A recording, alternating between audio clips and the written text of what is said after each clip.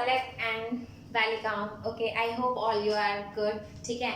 So आज की class में हम लोग बात करेंगे transportation system in human beings. ठीक है.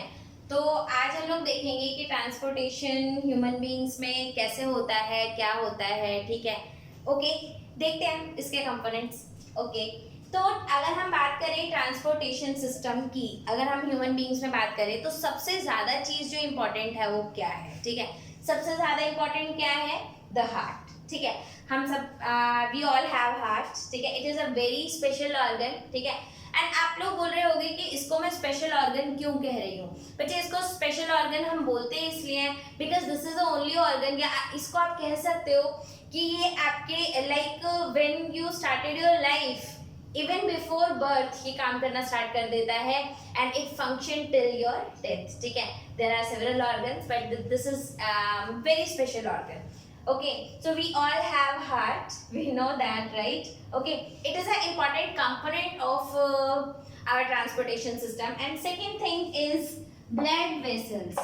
Blood vessels, right? Blood vessels also forms a very important component of transportation system. ठीक है. कैपिलरीज भी होते हैं, हम एक एक करके सारी चीजें समझेंगे. ठीक है. हमें मालूम है, अब पहली बात तो ये कि ट्रांसपोर्टेशन सिस्टम की जरूरत क्यों होती है. आप लोगों ने न्यूट्रिशन पढ़ा था. ठीक है. न्यूट्रिशन पढ़ा. न्यूट्रिशन में हम लोग खाना खाते हैं, खाना एब्जॉर्ब होता है, वो कहाँ जाता है? वो हमारे स्मॉल इंटेस्टाइन में जाता है. स्मॉल इंटेस्टाइन में कौन लेता है भाई? वी हैव क्या बोलते हैं उसे, विलाई. या ठीक है, क्या बोलते हैं? Villi, finger like projection which is present in the small intestine. अगर आप वहां पर ध्यान दोगे तो villi is also surrounded by blood vessels. ठीक है. It is also surrounded by blood vessels. इसके बाद अगर हम लोग देखें तो आप लोगों को मालूम है रेस्पिरेशन की जो इक्वेशन है, जो आप लोग रेस्पिरेशन की इक्वेशन देखोगे तो that is glucose C6H12 O6 plus oxygen. It used to form CO2 plus water and definitely a lot of energy in the form of ATPs. ठीक है. It is 36 ATP, 38 ATPs. ठीक है. Depending on the path that organism has taken, it is all right. ठीक है. Plants में it is 36 ATP, animals में it is 38 ATPs. ठीक है. So that is okay. तो ये इक्वेशन है हमारी किसकी बच्चे? रेस्पिरेशन की. ये बात हमको पता है. रेस्पिरेशन हमें पता है इसेंशियल प्रोसेस है और ये कहाँ पर होता है? हर एक सेल में होता है. हर एक सेल में होता है. ठीक है. अब रेस्पिरेशन के दो कंपोनेंट्स हैं बच्चे. पहला क्या है? ग्लूकोज. दूसरा क्या है? ऑक्सीजन. अब ये जो हमारा ग्लूकोज है ये कहाँ से आता है? ये आता है हमारा कौन से सिस्टम से? डाइजेस्टिव सिस्टम से. कहाँ पर आता है? विलाई में. विलाई कहाँ पर है? स्मॉल इंटेस्टाइन में, राइट. ऑक्सीजन कहाँ पर आ रहा है? रेस्पिरेटरी सिस्टम के थ्रू. ये कहाँ पर आता है? एल्वियोलाई में, राइट. तो ये आ गया आपका ऑक्सीजन. कहाँ पर आया? एल्वियोलाई. ठीक है.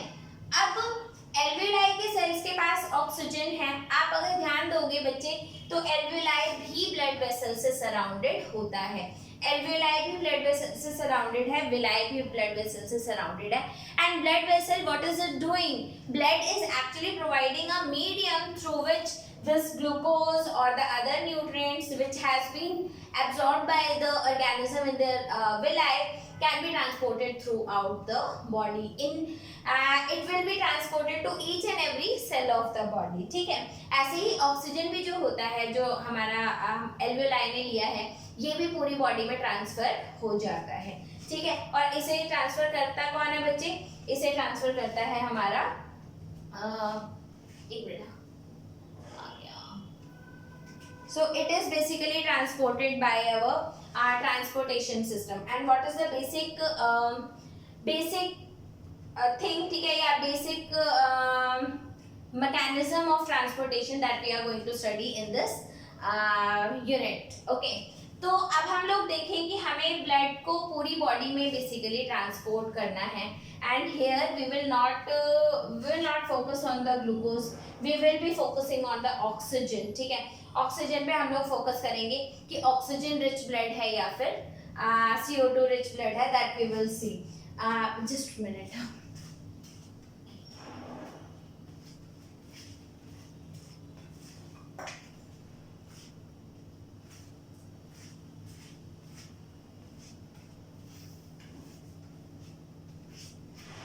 Okay, so basically we will be focusing on oxygenated blood and deoxygenated blood, ठीक है। अब हम लोग बच्चे एक बात करते हैं, ठीक है। हमारा हार्ट होता है, ठीक है, हमारा हार्ट कितना बड़ा होता है, कितना बड़ा हमारा हार्ट होता है, it is just like this, ठीक है। आपकी जो फिस्ट होती है, ठीक है, it is a muscular organ और ये इतना ही बड़ा होता है। हर इंसान का हार्ट इतना बड़ा होता है उसके हाथ के बराबर, ठीक है। तो you can actually measure the approximate dimensions of your heart by making your fist. Alright, तो हमारा हार्ट जो है, हम लोगों ने 9th क्लास में पढ़ा था कि heart is present in fishes, it is present in amphibians, it is present in aves, it is present in mammals and we are mammals, ठीक है। What is the difference between the fish and the mammal is that the fish they possess a two-chambered heart. They do have two chambers, ठीक है। However, we have four-chambered heart, ठीक है। हमारे पास कितना chambered heart है बच्चे? We have four chambered heart. Okay. अब four chambered heart में क्या है? We have left atrium, we have left ventricle, right atrium, right ventricle. तो चार चीजें हमारे पास। पहला क्या है? Left atrium, ठीक है। फिर हमारे पास है left ventricle and then we have right atrium and we have right ventricle, right. तो we have four chambers in our heart. पहला question, why do we have four chambered heart, ठीक है। And secondly, how is that important? चलो इसके बारे में देखते हैं।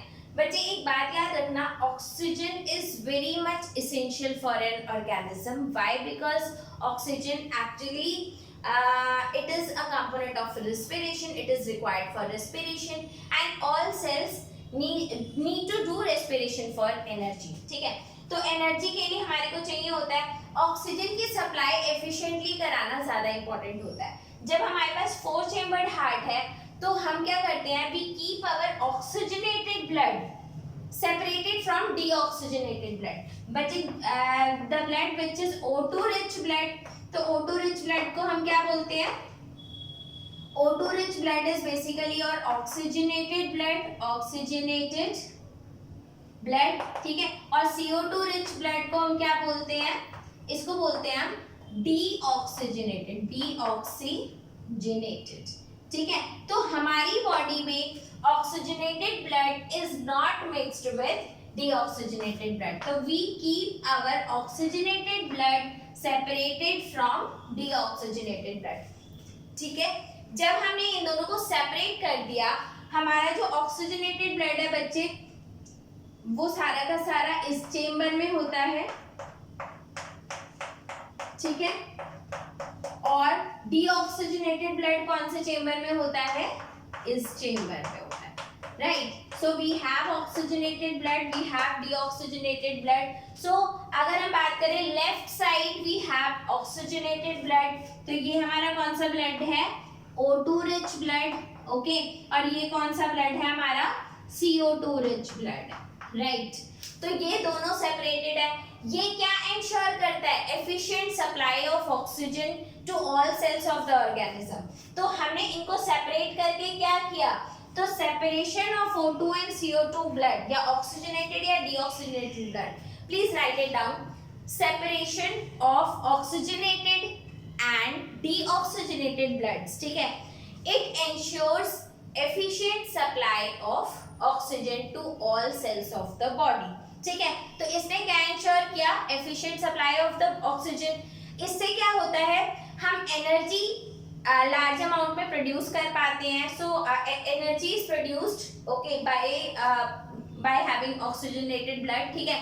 तो ऑक्सीजन की सप्लाई अच्छी होगी, एनर्जी ज्यादा प्रोड्यूस होगी। अब ये एनर्जी हम यूज कहाँ करते हैं?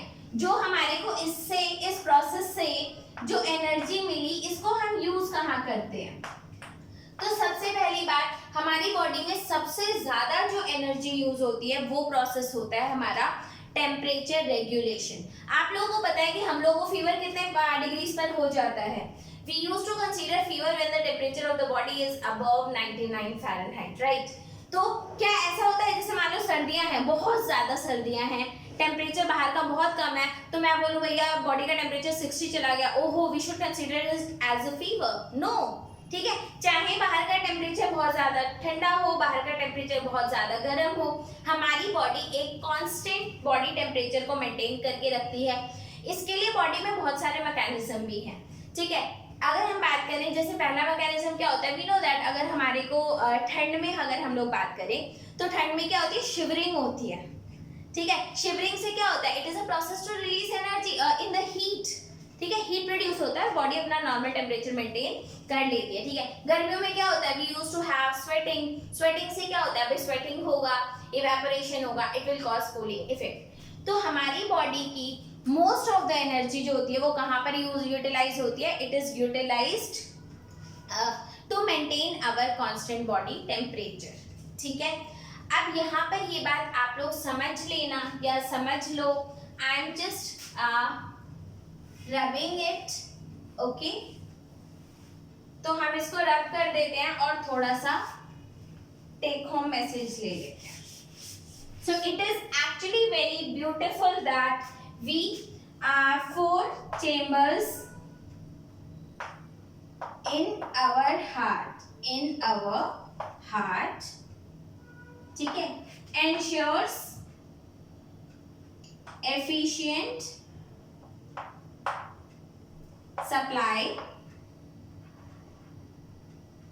of oxygen to all cells, ठीक है, and energy that is produced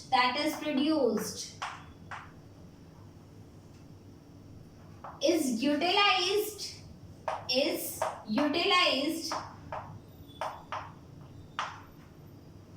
to maintain constant body temperature,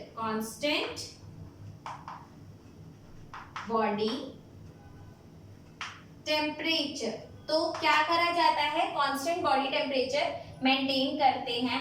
तो आप लोग ये बात याद रखना, humans that have 4 chambered heart are warm blooded. Warm blooded का मतलब क्या होता है, वार्म ब्लडेड का मतलब होता है that we can maintain our constant body temperature. Fishes they have only 2 chambers heart. They have 2 chambered heart and they are cold blooded. इसका मतलब क्या है, इनका ऑक्सीजनेटेड और डीऑक्सीजनेटेड ब्लड मिक्स हो जाता है, एंड क्योंकि इनका ब्लड मिक्स हो जाता है तो बात को याद रखना कि ये एफिशिएंट सप्लाई ऑफ ऑक्सीजन नहीं कर पाते, तो एनर्जी इतनी प्रोड्यूस होती ही नहीं कि अपना कांस्टेंट बॉडी टेम्परेचर मेंटेन कर पाए। और हमारी बॉडी में हाई एनर्जी डिमांडिंग प्रोसेस जो है वो सिर्फ एक है, और वो क्या है, मेंटेनिंग कांस्टेंट बॉडी टेम्परेचर। आप देख लेना, जिन भी ऑर्गेनिज्म में 4 चेम्बर्ड हार्ट होता है दे maintain their constant body temperature, ठीक है, और बाकी सारे कोल्ड ब्लडेड होते हैं। सारे ऑर्गेनिज्म अपना कांस्टेंट बॉडी टेम्परेचर नहीं रख पाते हैं, they use different ways to escape the environmental condition या फिर वेदर, ठीक है। तो अभी तक हम लोगों ने क्या देखा कि we have 4 chambered heart, we have left atrium, left ventricle, we have right atrium, right ventricle, ठीक है। अब होता क्या है, how does heart start to work? So we have, okay, मैं आप लोग को थोड़ा सा पहले ओवरव्यू अगर दे दूं तो हमारे lungs होते हैं, lungs we know that lungs are the place या फिर lungs they do have alveoli which where actual exchange of gases occur between air and the lungs, ठीक है। तो यहाँ पर हमारे पास क्या होता है, एल्वेओलाई में ऑक्सीजन ज्यादा होता है, तो यहाँ से जो ब्लड आता है ये ब्लड क्या है, ऑक्सीजनेटेड ब्लड है, O2 रिच ब्लड है, ये O2 रिच ब्लड है, यानी कि आप इसे ऑक्सीजनेटेड ब्लड भी कह सकते हो। और ऑक्सीजनेटेड ब्लड लंग्स से ऑक्सीजनेटेड ब्लड कौन लेकर आता है? Pulmonary vein. आप कहोगे अच्छा पल्मोनरी वेन लेकर आती है, यस ठीक है वेन है, बट हमेशा याद रखना जो लंग्स से ऑक्सीजनेटेड ब्लड लाता है वो कौन लाता है? पल्मोनरी वेन, ठीक है। और ये कहाँ पर लाती है? The oxygenated blood from lungs it comes to heart, और हार्ट में अगर हम देखें बच्चे ऊपर वाला जो कॉलम होता है वो क्या है? Left atrium. तो ये कहाँ पर आता है ब्लड? लेफ्ट एट्रियम में आता है। और कौन सा ब्लड है ये? ऑक्सीजनेटेड ब्लड है, ठीक है। फिर कहाँ जाता है? लेफ्ट वेंट्रिकल में जाता है, और लेफ्ट वेंट्रिकल से ये पूरी बॉडी में चला जाता है। समझ में आया? तो अगर आप देखोगे सबसे पहले ऑक्सीजनेटेड ब्लड कहाँ था? लंग्स में, राइट। लंग्स से किसने लिया? पल्मोनरी वेन ने लिया, पल्मोनरी वेन ने लिया, ठीक है। पल्मोनरी वेन से कहां पर गया? पल्मोनरी वेन से ये जाता है बच्चे आपका लेफ्ट एट्रियम। कहां पर चला गया? Left atrium, left atrium. Left atrium से कहां जाता है? Left ventricle. लेफ्ट वेंट्रिकल से कहां पर चला जाता है? लेफ्ट वेंट्रिकल से ये आयोटा के थ्रू पूरी बॉडी में चला जाता है। फिर ये कहां चला जाता है? Through aorta it goes to all body. तो ये पूरे बॉडी में चला जाता है। पूरी body basically upper body and lower body. Body से ब्लड कौन कलेक्ट करता है? So we have upper vena cava, upper vena cava to collect blood from upper body, and we have lower vena cava, ठीक है, to collect blood from lower body, ठीक है। और then this blood goes to, अब देखो body में पहले blood गया ऑक्सीजनेटेड, और ब्लड जो बॉडी से आता है वो कौन सा ब्लड होता है? डीऑक्सीजनेटेड। क्यों? क्योंकि हमारी बॉडी के सेल्स क्या करते हैं? रेस्पिरेशन, और रेस्पिरेशन से क्या रिलीज होता है? CO2। तो ये कौन सा ब्लड आया? CO2 rich. और ये कहाँ पर जाता है बच्चे?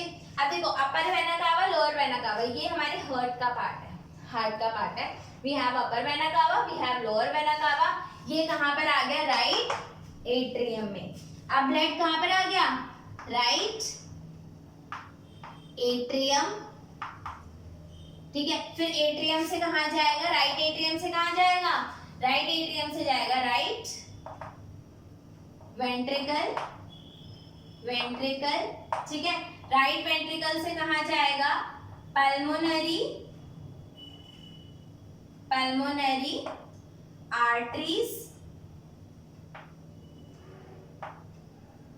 और पल्मोनरी आर्टरी से कहाँ जाएगा? लंग्स में। तो आप देख सकते हो लंग्स से ब्लड आने से लेकर के लंग्स से दोबारा वापस आने में, ठीक है, during one complete cycle of movement of blood, ठीक है, in the half pathway it carries oxygenated blood, in the half pathway it carries deoxygenated blood. So blood moves twice in the heart and that's why it is called double circulation. इसलिए हम इसको क्या बोलते हैं? ये देखो ये भी हार्ट है और ये भी हार्ट है, ठीक है। So we have basically during one complete cycle of blood movement, ठीक है, blood goes twice in the heart and that's why it is called double circulation, double circulation. तो आप लोग इस बात को समझ जाना बच्चे, ठीक है, कि हमारा पल्मोनरी आर्टरीज से, पल्मोनरी आर्टरीज कहाँ से ब्लड लेकर आ रही है? पल्मोनरी आर्टरीज नहीं बच्चे, पल्मोनरी, अच्छा नहीं आर्टरीज ठीक है, पल्मोनरी आर्टरीज, ठीक है। पहले पल्मोनरी वेन कहाँ से ब्लड लेकर आई? लंग्स से। लंग्स से जो ब्लड आएगा वो कैसा होगा? ऑक्सीजनेटेड। कहाँ पर आया? लेफ्ट एट्रियम में। लेफ्ट एट्रियम में जब ब्लड रिसीव होता है तो it use to expand, it will expand, ठीक है। Then it will contract and the blood will go down, blood will go down, ठीक है। So blood moves down in the left ventricle and when it contracts the blood will go to the whole body through aorta. So we have aorta and the blood will go to the whole body. Is it correct? I hope you are understanding. So we have here aorta, aorta, और ये blood कहाँ पर लेकर जाता है, पूरे body में लेकर जाता है, ठीक है। तो पल्मोनरी वेन से पहले left atrium, left ventricle, iota के थ्रू पूरी बॉडी, तो यहाँ पर आयोटा के थ्रू पूरी बॉडी, ठीक है। फिर बॉडी से किसने कलेक्ट किया ब्लड, अपर वेना कावा, अपर बॉडी से, lower vena cava, lower body से कहाँ पर आया, राइट एट्रियम, राइट वेंट्रिकल, और उसके बाद ये फिर से कहाँ चला जाता है, हमारे लंग्स में चला जाता है। कौन लेकर जाता है, पल्मोनरी आर्टरीज, ठीक है। तो आप यहाँ पर भी इस चीज को देख सकते हो, ठीक है। ऑक्सीजनेटेड ब्लड पहले एल्वेलाई से left atrium, left ventricle, arteries के थ्रू पूरे बॉडी में चला गया। बॉडी से वेन कलेक्ट करती है left, right atrium, right ventricle and then again lungs through pulmonary arteries. And क्योंकि हमारा ब्लड 2 बार मूव करा, इसलिए इसको हम क्या बोलते हैं, double circulation. I hope this is clear, ठीक है। अब होता है क्या है बच्चे, जब भी ब्लड मूव करता है, जब ब्लड वेसल में मूव करता है, तो आप समझ सकते हो, सिंस इट इज लिक्विड, तो liquid is going to exert some pressure on the wall. भाई एक बात समझो, ठीक है। जब भी लिक्विड कभी वेसल के थ्रू मूव कर रहा है तो वो प्रेशर तो एक्सर्ट करेगा ही। अब ये प्रेशर किस में ज्यादा होता है, आर्टरीज में ज्यादा होता है, वेन्स में कम होता है, ठीक है। एंड ये जो प्रेशर होता है इसको क्या बोलते हैं, ब्लड प्रेशर बोलते हैं बच्चे। Blood pressure normal human being का कितना होता है, 120 to 80, ठीक है, mm ऑफ मर्करी Hg, ठीक है। इसको मेजर करने के लिए इंस्ट्रूमेंट कौन सा यूज करते हैं, स्फाइग्मोमैनोमीटर, ठीक है। The you can actually see NCERT for the pronunciation and the spelling of this, ठीक है। So we have sphygmomanometer, okay. This is the instrument that we use to measure the blood pressure, ठीक है। अब इसके बाद क्या दे रखा है, okay, the blood pressure inside the artery, ठीक है, ड्यूरिंग जब वेंट्रिकुलर सिस्टोल होता है, सिस्टोल का मतलब क्या है, जब वो कॉन्ट्रैक्ट होते हैं तो उसको बोलते हैं सिस्टोलिक प्रेशर, और जब वो एक्सपैंड होता है तो उसे क्या बोलते हैं, जब वो रिलैक्स्ड होता है तो डायस्टोलिक प्रेशर बोलते हैं। इसीलिए हमारे पास 2 नंबर्स आते हैं फॉर ब्लड प्रेशर, ठीक है। I hope this thing is clear, okay. So I am just rubbing this. अभी तक हम लोगों ने क्या क्लियर किया, डबल सर्कुलेशन क्या होता है, ठीक है। और हमने क्या क्लियर किया, हमारे पास 4 चेम्बर्ड हार्ट होता है। 4 चेम्बर्ड हार्ट का क्या सिग्निफिकेंस है, हम लोगों ने ये भी पढ़ा, ठीक है। अब इसके बाद आता है बच्चे आपका ब्लड वेसल्स, ठीक है। तो ब्लड वेसल्स आपको पता है हमारे पास होते हैं, वी हैव ब्लड वेसल्स, ठीक है। So we do have blood vessels, हमें पता है आर्टरीज हैं, ठीक है, वी हैव वेन्स, ठीक है। जो आर्टरीज होती हैं बच्चे, वो ऑक्सीजनेटेड ब्लड कैरी करती हैं, फ्रॉम हार्ट कैरी करती हैं, तो इनकी वॉल्स जो होती हैं वो थिक होती हैं, they do have very thick walls. क्यों, बिकॉज इनका जो ब्लड होता है वो काफ़ी प्रेशर में होता है। अगर आप वेन्स की बात करो तो इनके वाला जो ब्लड होता है वो इतना प्रेशर में नहीं होता है, तो they have a thin wall, ठीक है। इसके बाद है हमारे ब्लड के अंदर होते हैं प्लेटलेट्स। प्लेटलेट्स पता है ना, प्लेटलेट्स क्या होते हैं, तो हमारे ब्लड के अंदर क्या होता है, आरबीसीज होते हैं, आरबीसी, रेड ब्लड कॉर्पस्क्यूल्स, ठीक है, white blood cells and platelets, ठीक है। जो प्लेटलेट्स होते हैं, आप लोगों ने कभी देखा होगा कि अगर आपको चोट लग जाती है, ठीक है, चोट लग जाती है, ब्लीडिंग होने लग जाता है, ओके। अगर छोटी चोट लगी है तो वो ब्लीडिंग अपने आप ही थोड़े टाइम बाद स्टॉप हो जाता है। वो क्यों हो जाता है बच्चे, बिकॉज वी हैव प्लेटलेट्स, ठीक है। एंड प्लेटलेट्स क्या करते हैं, they use to clot the blood, to minimise the loss of blood during an injury, ठीक है। तो that is done by platelet, ठीक है। और आप लोग ये सोच सकते हो क्या कि अगर हम बात करें, मान लो अगर हाथ में कट लग भी जाता है तो जो ब्लड फ्लो करेगा हमारी बॉडी में, जो हमें दिख रहा होता है, जैसे अगर आप देखोगे हमारे को जो वेसल्स दिख रहे होते हैं, ठीक है, ये वेन्स होंगे या आर्टरीज, मतलब आर्टरीज ऊपर की तरफ एक्सपोज होंगी या वेन्स। बच्चे हमेशा याद रखना, ऊपर की तरफ जो एक्सपोज होता है वो क्या होते हैं, आपके वेन्स होते हैं, ताकि कभी अगर ब्लड का लॉस हो तो O2 रिच ब्लड हमारा ना जाए। कौन सा ब्लड जाए, CO2 वाला ब्लड चला जाए, ठीक है। Is this clear? और एक और बात, ब्लड वेसल की जो थिकनेस होती है वो थोड़ी ज्यादा होती है, क्यों? Because it has to carry the blood for a long distance, ठीक है। तो ब्लड जो होता है वो आपका, ब्लड वेसल जो होती है, जैसे ये ब्लड वेसल जा रही है, ठीक है, सेल तो इतना बड़ा होता नहीं है, तो ये ब्लड वेसल हमारी फर्दर डिवाइड हो जाती है, फर्दर डिवाइड हो जाती है, unless it is just one cell thing, ठीक है। तो उसको बोलते हैं हम कैपिलरीज। तो it use to divide, further divide. आप इसको ऐसे मान लो, फॉर एग्जाम्पल अगर हम लोग देखें, जैसे मान लो ये आपका ब्लड वेसल आ रहा है, ये तो बहुत बड़ा है, अब आपका सेल कैसा है, छोटा सा सेल है, तो ये फर्दर पहले 2 में डिवाइड हो गया, राइट, ठीक है, फिर ये फर्दर 2 में डिवाइड हो गया, ओके, आप इधर देख सकते हो, इधर भी ये डिवाइड हो गया, फिर उसके बाद ये फिर से डिवाइड हो गया।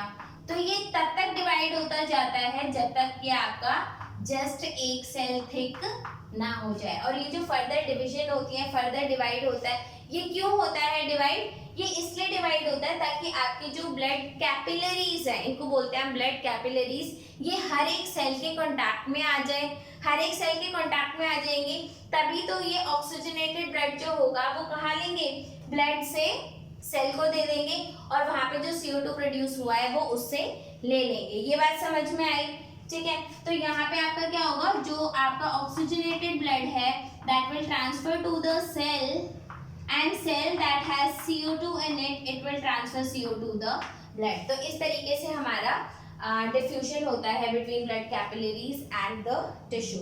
तो डिफ्यूजन 2 प्लेसेस पर होता है गैसेस एक्सचेंज के लिए, वन एट द एल्वियोलाई, ठीक है, लंग्स में, और दूसरा जहाँ पर टिश्यूज आपके प्रेजेंट होते हैं।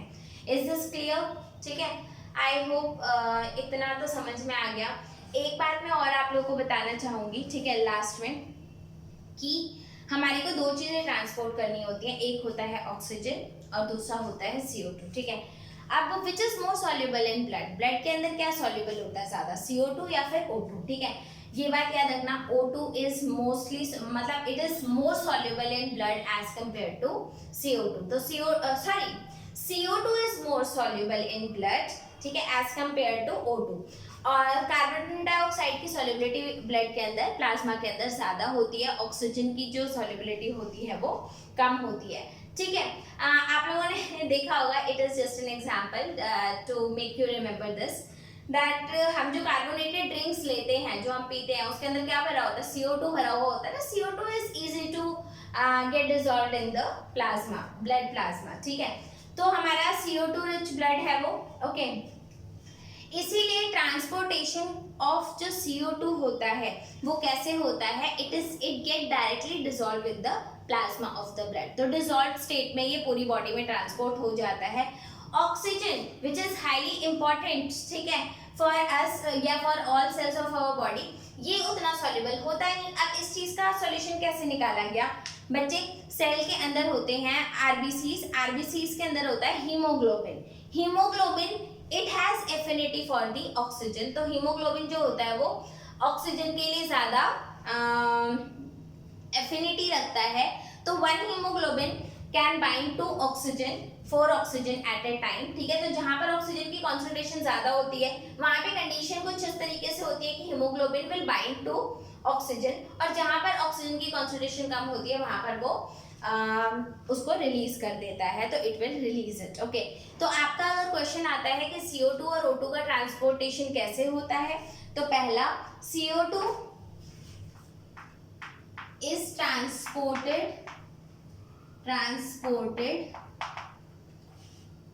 in by plasma by plasma, या आप कह सकते हो by blood plasma in dissolved state, in dissolved state, ठीक है। और अगर हम बात करें O2 की बच्चे, तो O2 is transported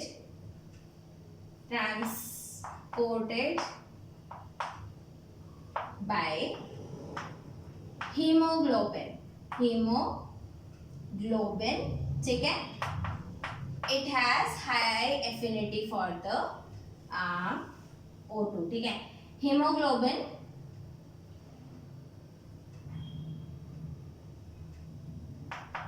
has high affinity, affinity क्या होता है? attraction, ठीक है। so high affinity for oxygen, is this clear, ठीक है। तो हम लोगों ने थोड़ा बहुत ट्रांसपोर्टेशन इन ह्यूमन बींग्स जो है वो पढ़ा, ठीक है। एक टॉपिक आपका रह गया है एंड दैट इज लिम्फ, ठीक है।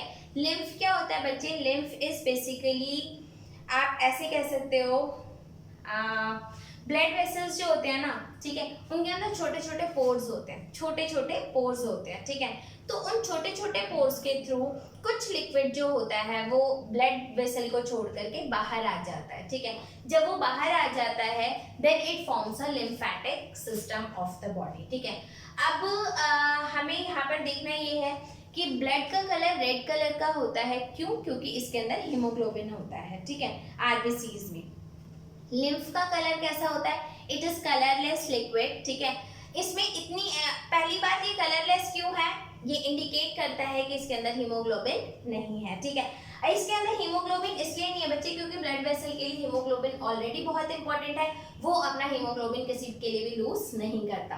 तो कुछ amount of sugar, protein they use to transport it to lymphatic system, लेकिन हीमोग्लोबिन नहीं ट्रांसफर होता है, ठीक है। It use to form lymphatic system, it will travel and ultimately it will go back to meet to the vein, तो vein में दोबारा चला जाता है। तो ये क्या है? पोर्स के थ्रू लिक्विड बाहर आया, उसके बाद it will again meet to the vein, ठीक है। तो दैट इज अवर लिम्फ। तो you can see lymph is another type of fluid which is involved in the transportation. This is called lymph or tissue fluid, ठीक है। Through the pores present in the walls of your capillaries, ठीक है, some amount of plasma, protein, blood cells escape into the intercellular space and there they form lymphatic system. आप लोगों को मैं बात बता देती हूँ, ठीक है, इसको समझ लो। लिम्फ का मतलब ही होता है, lymph is English word and इसका यूज ही हम करते हैं to show that something has a low energy, ठीक है। तो इसके पास उतनी एनर्जी नहीं होती है जितनी कि ब्लड वेसल्स में होती है, ब्लड के पास होती है। तो लिम्फ में फ्लूइड के पास उतनी एनर्जी होती भी नहीं है, ठीक है। एंड फाइनली ये किसमें दोबारा से मीट कर जाता है? Into veins. Definitely it will go in back to the veins because veins को फिर से आपको प्योरीफाई करना ही होता है, मतलब कार्बन डाइऑक्साइड वाला ब्लड होता है, ठीक है। चलो ठीक है, so you can actually go to NCERT, read this, whatever information is there here you can note it down. Okay, I hope this will complement the information which is given in the NCERT. Okay, bye bye.